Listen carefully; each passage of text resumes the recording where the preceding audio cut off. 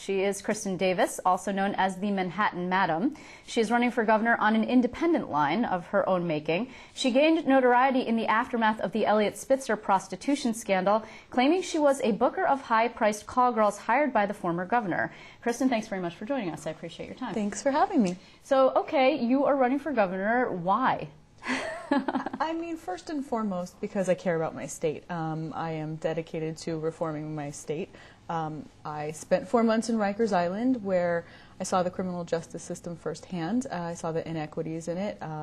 Obviously, I'm associated with Eliot Spitzer, and there's a double standard. There's a separate set of standards for the political class than there are for the average citizen, and I've decided to, use my voice to advocate for causes I care about. No, that's actually, he's never acknowledged that, correct? He's never acknowledged that he used the ring that you ran. He was connected to Emperor's Club. That's correct. And also, your particular ring was not actually named in the U.S. Attorney's suit, which never went anywhere, which is part of the problem here that you have. That is part of the problem. Yeah, I mean, he set a standard for the politicians here in New York, to which the New Yorkers are actually suffering from those low standards that he put in place. Look at the line of indictments and, dirty, corrupt politicians that we've seen since him. And he's made a precedent where it's okay. A politician can commit multiple crimes and there's no accountability. Okay, let me just ask you a few things, because I think probably most people don't know about you. There's a lot of information about you on the web, but there's some biological stuff that I don't know. Like, for example, are you originally from New York?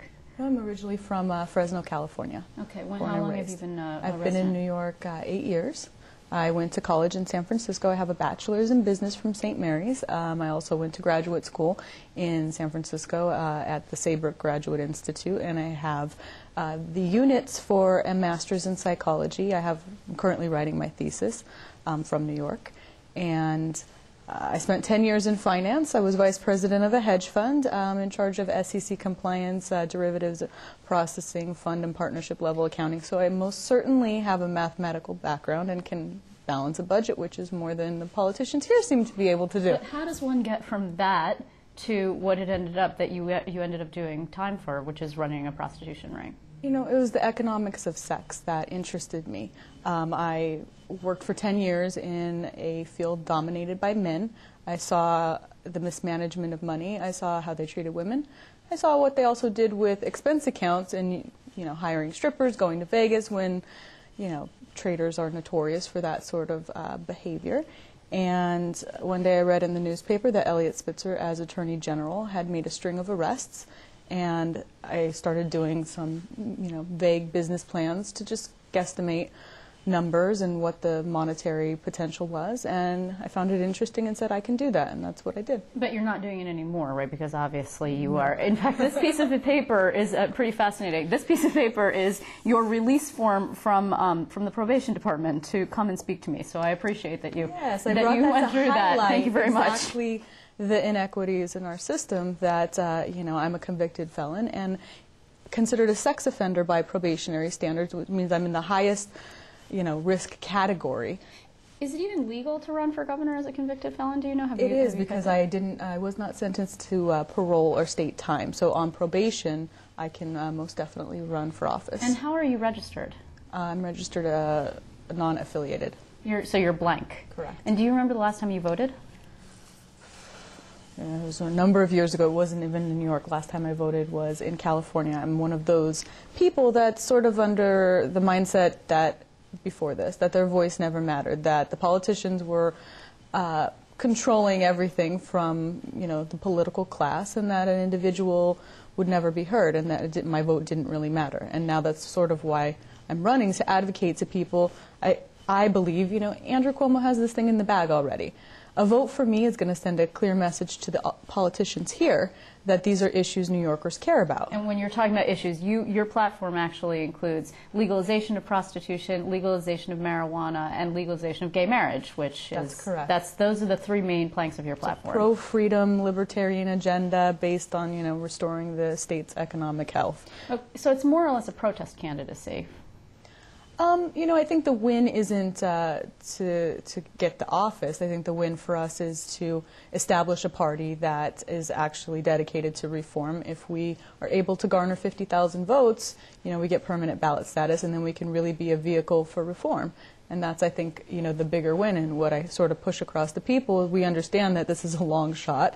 However, a voting for me really sends the politicians here a clear message that New Yorkers want new revenues. We don't care about your tax on sugary soft drinks and you're raising the cigarette tax. I mean, let's talk realistic new revenues. And marijuana, it's going on anyways. It's a black market business going on. You mean a full legalization, not just for medical purposes? That's correct. I think we should follow California's suit. They have it on the ballot this year. There are some people who say that what's really going on with your candidacy is some kind of strange political machination because, for example, you are assisted by, although he's not working for you completely, Roger Stone, who is a GOP consultant, and he is also helping Carl Palladino, a Republican candidate for governor. You have Frank Morano, who is a Independence Party operative who is helping you. I mean, and it seems to me, and of course the Independence Party line went to Andrew Cuomo. Some people could make an argument that your goal is to get on the ballot and to siphon off votes to, I don't know, to assist Andrew Cuomo. The kind of people who might vote for you are strict libertarians who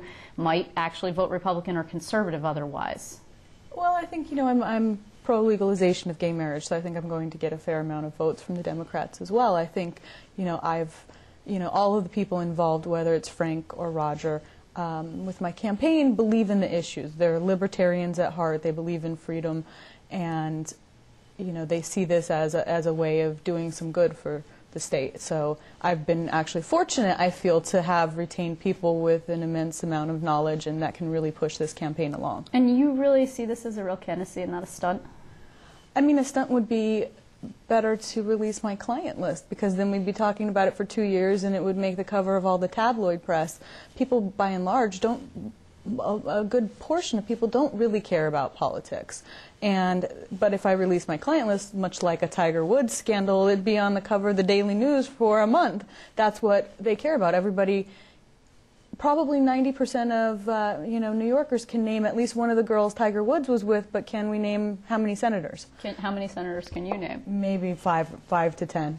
Yeah, I have the unfortunate ability to name all of them. Exactly, and it's something that I think makes this candidacy interesting, because people are going to find a rejuvenation in caring about what goes on in their government. So what everybody really wants to know, though, and you've made quite an issue of it, is Eliot Spitzer. Of course, now he has this position with CNN that's going to be starting in the fall. You started it as